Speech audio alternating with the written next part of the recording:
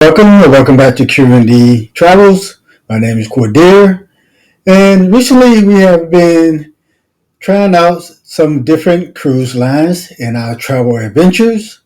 We have traveled on a number of different cruise lines from Royal Caribbean. We have traveled on Carnival, have traveled on Virgin Voyages, and this year we have tried out Princess Cruises. We have taken a couple of cruises this year on Princess Cruises. The first one was out of Galveston, which I have already done a video on. The second one has been out of Seattle. This one was actually a bucket list cruise, which is to Alaska. This was a enjoyable cruises, but first I actually would like to go over who exactly is Princess Cruises. Princess Cruise is a well-known American cruise line founded in 1965 and now is part of Carnival Corporation. They are headquartered in Santa Clara, California, but they are incorporated in Bermuda.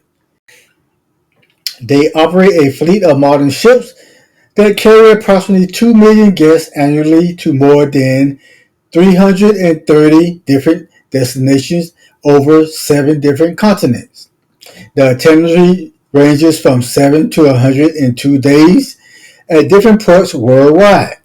Princess Cruises blend modern innovation, relaxed luxury, and global explorations. Whether lounging in the quiet adults-only sanctuary, discovering Alaska glaciers, or enjoying tech-savvy convenience, passengers experience a personalized cruise vacation soaked in comfort, perfect for first-timers and seasoned cruisers alike. If you was ever a fan of the Love Boat, the Princess Pacific, or should I say the Pacific Princess, was the ship that started in that show, the Love Boat. Their fleet emphasized large, amenity-rich ships with a focus on classic serene cruising experience. The accommodations options includes interior, ocean view, balcony, mini suites, and suites with attentive service and comfortable furnishing. Their dining feature traditional main dining rooms and buffets, along with specialty restaurants. These usually come with an upcharge if you do not get them as part of a package, and they include some which are designed by Michelin star chefs on select ships. Their entertainment option spans Broadway-style shows, live music, enrichment programs, and destination-themed activities to immerse guests in local culture. The ships range from intermediate vessels like the Island Princess, which is a 92,000 gross ton, to the ultra-large LNG-powered Spear-class ships such as the Sun Princess and the upcoming Star Princess. The fleet includes the Royal-class ships such as the Regal, the Royal, the Majestic, the Sky, the Enchanted, and Discovery, the Grand Class, and the Coral class vessels. The sailings that span the 7 continents. Popular itineraries include Alaska, the Caribbean, the Mediterranean, South America, Antarctica, Asia, Australia, New Zealand, and the World Cruises. They also have their MedallionClass technology. This is a wearable medallion device which allows seamless boarding, location-based service, beverage delivery, hotspot access, and on-demand entertainment. They have a high staff-to-guest ratio, which provides the guests with attentive service, with private balconies, 24-hour and anytime dining, the sanctuary adults-only area with the Locust Spa and movies under the stars, outdoor screen. Entertainment covers Broadway-style shows, game shows, live music, comedy, magic acts, theme parties, and interactive programming. On their newest LGN-powered Sun Princess, which debuted in February 2024 with eco-friendly features, 95% waste-to-energy recycling, serve buffet concept. They were also the first cruise line to host a world record largest pizza party across its fleets, over 60,000 slices on 16 ships in July 2024. They planned rollout of their Medallion Net Max, which is a Starlink-powered internet up to 150 megabytes per second in mid-2025. The Discovery Princess, which is the sixth and final world-class ship in the Princess Cruise fleet, was delivered in January 2022, and this is the ship that we actually took for our Alaskan cruise going out of Seattle. It officially entered its service with its maiden voyage from Los Angeles on March 27, 2022. It is a modern ship at 145 gross tons and measures 330 meters in length, with a capacity of 3,660 passengers and a crew of about 1,346. It has 1,830 staterooms across 38 different types, from inside cabins to two-star suites, 42 suites, ocean view mini suites, deluxe and standard balconies, 40 accessible rooms, and 100 connecting staterooms, which are great for families. The Sky Suites on deck 18 features a 270 panoramic balconies, which are the largest at sea, and direct views of the outdoors moving under the stars LED screen. Now, some of the standout features of this ship are the dining venues that are there on the Discovery Princess. You have 14 options. 11 of them are included with your fare, and 8 of them are a la carte. You have your complimentary dining, which includes your buffet and your main dining. For your main dining, you have your 3 different dining rooms. You have your Skagway, which is on deck 6, midship. You have your Ketchikan, which is on deck 6, aft, and your Juneau, which is on deck 5, midship. You have your afternoon tea. You have your international cafe and your World Fresh Marketplace, which is the buffet on deck 16.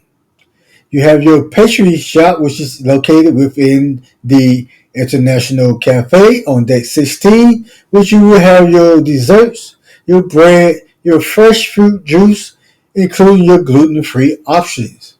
Also on deck 16, you will have your quick pizza slices, which they have your cheese, pepperoni, and your daily specials. Also there next to the pool, you will have your salty dog grill, which you could get hamburgers and hot dogs. You also find S'wars there, which is your soft serve ice cream. Also included is your room service, which includes your free breakfast when you order from the card. And you also get app-based orders, which may have an additional fee depending on the package in which you purchase. You also have reserved dining, concierge lounge, your suite breakfast, and Captain Circus receptions. Included options for your suite status or elite loyalty members. You have your casual dining, which is included with some packages or for an additional fee, which is your Gigi Pizza, your Ocean Terran Sushi, and O'Malley Irish Pub. You also have gelatos, which is available for purchase or depending on the package in which you purchase. I did do a previous video that compares the 2 packages that they have, which is your plus package and your premium package. And I will also have those available below so you can go to compare these packages.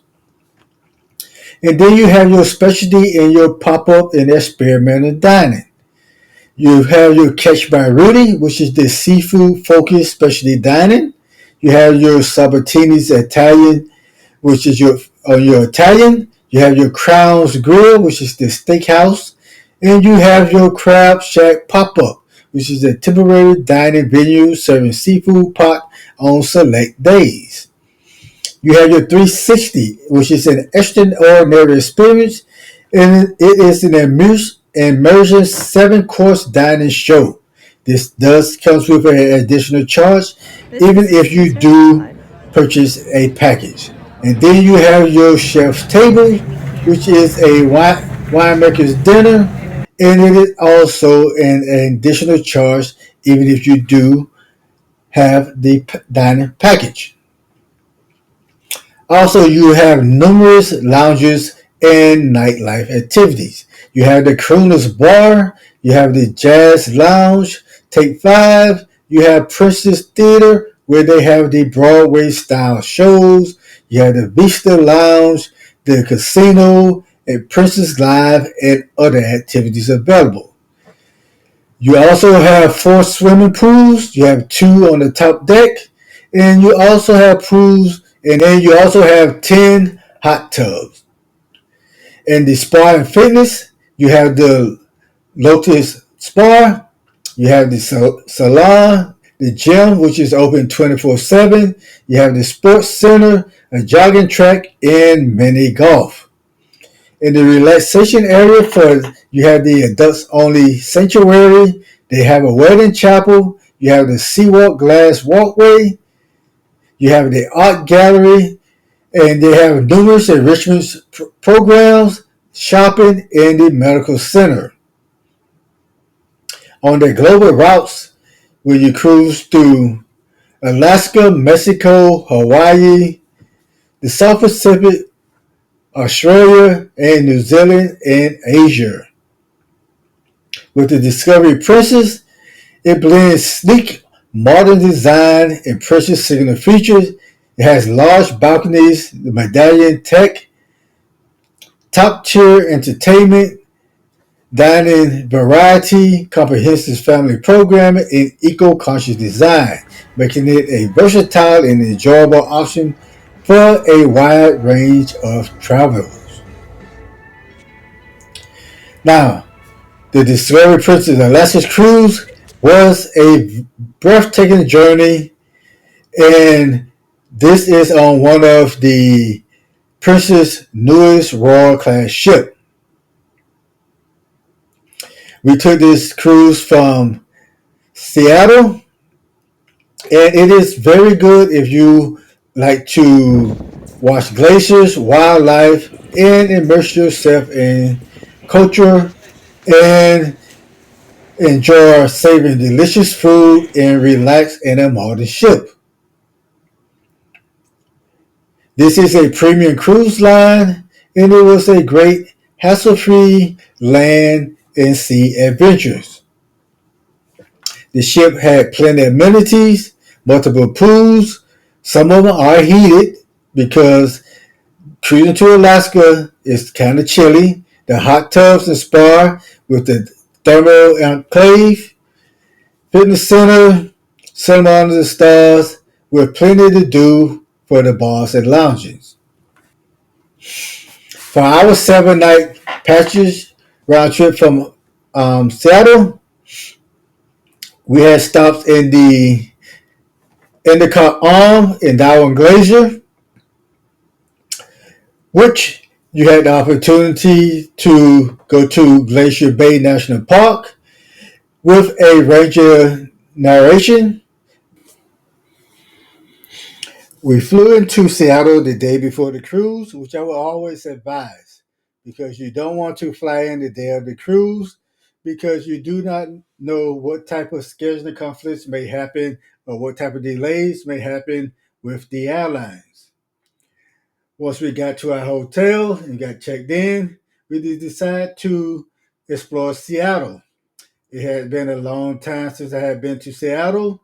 I had been to Seattle off and on during the days in which I had been stationed at Fort Lewis, Washington. Decided, we decided to explore Pike Place Market in Seattle, which really wasn't far from the hotel in which we stayed.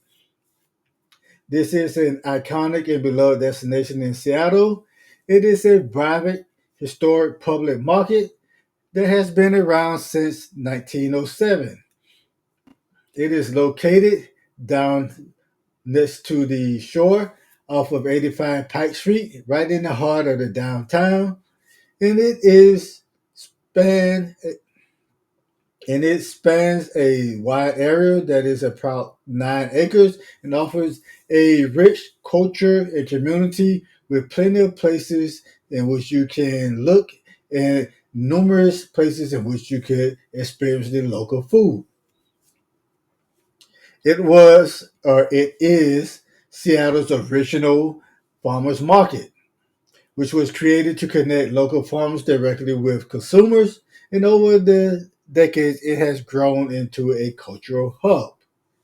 You will find hundreds of vendors and numerous farmers, craft people, artists, and small businesses selling everything from fresh products and seafoods to handmade jewelry and specialty foods.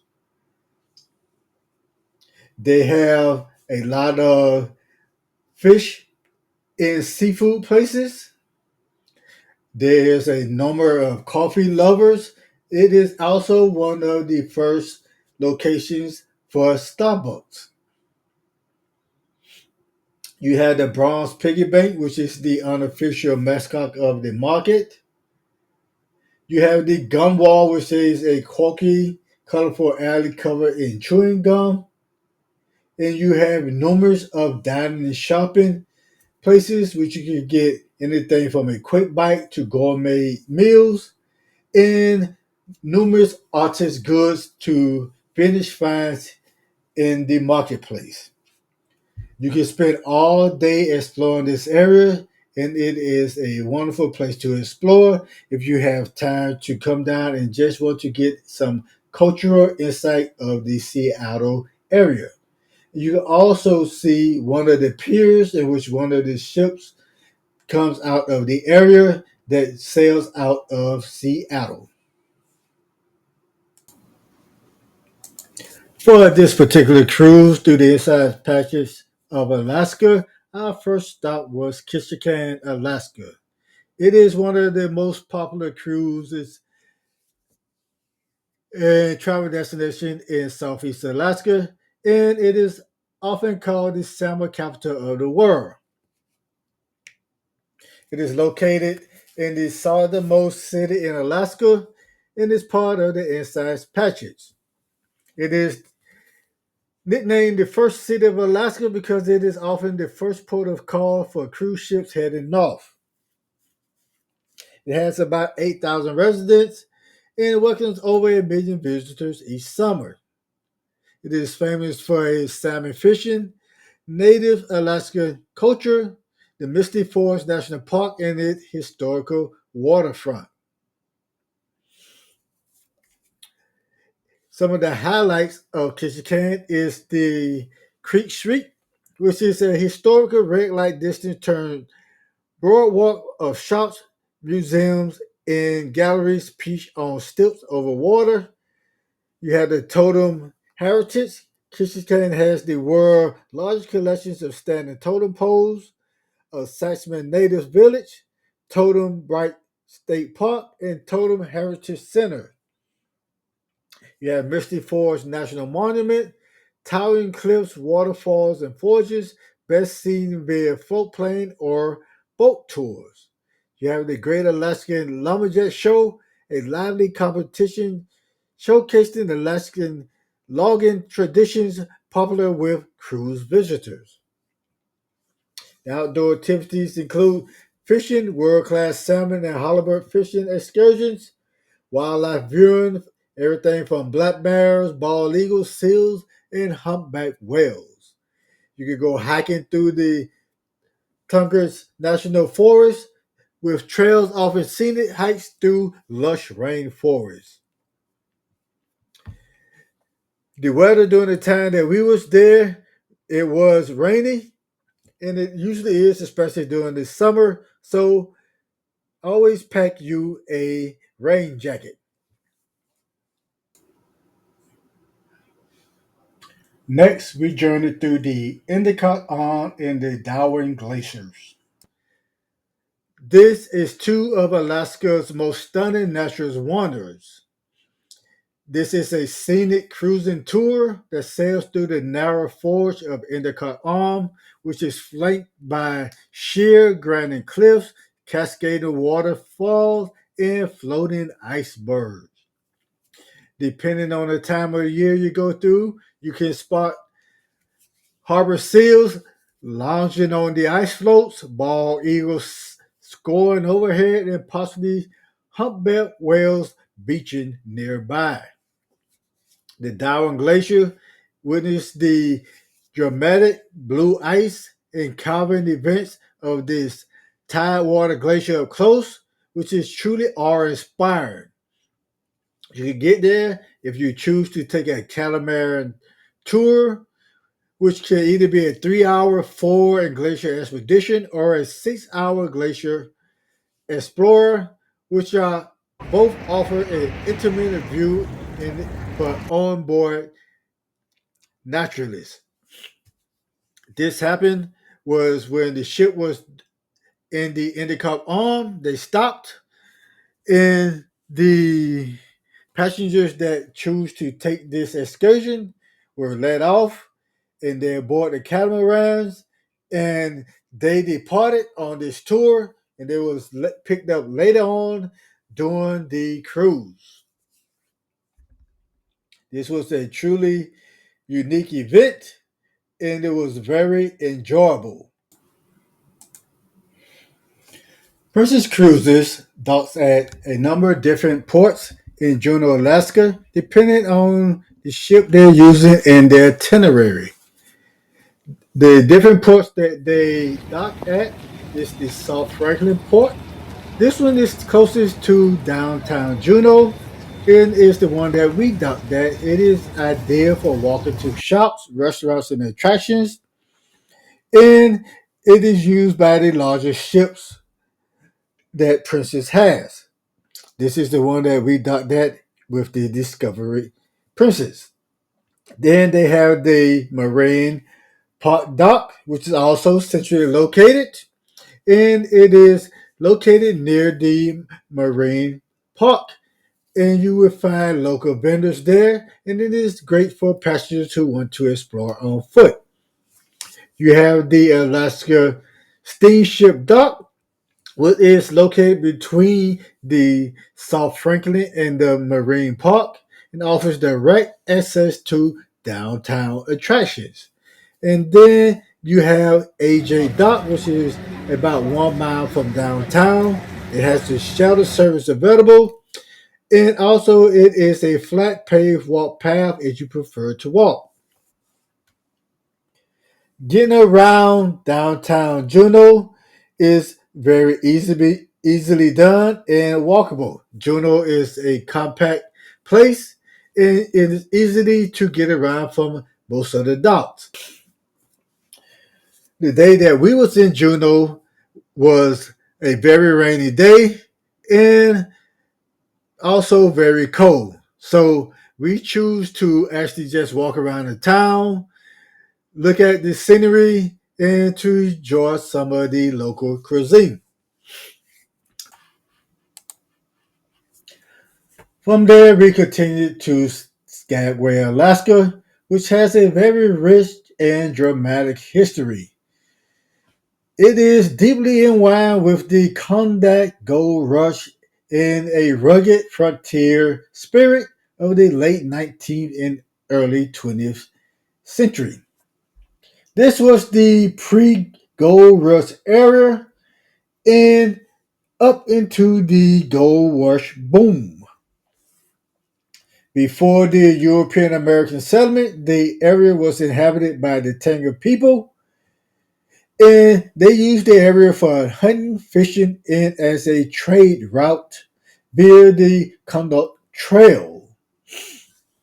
In the 1887, Captain William Moore and his son claimed 180 acres at the mouth of the Skagway River in anticipation of the gold rush. In 1896, gold was discovered in the Conduct region of Canada, and Skagway quickly became a gateway for thousands of prospectors heading north. In 1897 through 98, Skagway exploded in population, reaching up to 10,000 people. It became Canada's largest city at the time. The town was repatted and named Skagway, later changed to Skagway by the post office. This was the longest time during the gold rush. It was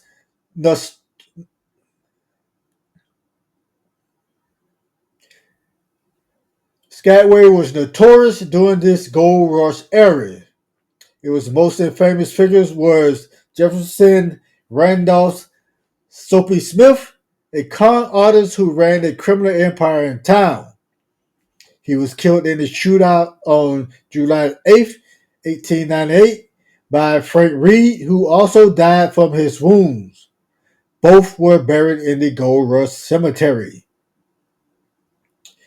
In 1898, construction began on the White Pass and Yukon Route Railroad, which connected Skagway to the White Horse in Canada. This railroad was critical for transporting goods and people to the gold fields. In 1900, Skagway became the first incorporated city in Alaska, beating Juneau by 1 day. During the post-gold rush era, in the modern era, after the gold rush ended around 1899, Skagway transitioned into a quieter town, though it remains a key transportation hub. The Conduct Gold Rush National Historical Park was later established to preserve its history. Today, Skagway is a popular tourist destination, especially for cruise ships, and retains most of its historical charm through preserved buildings and museums.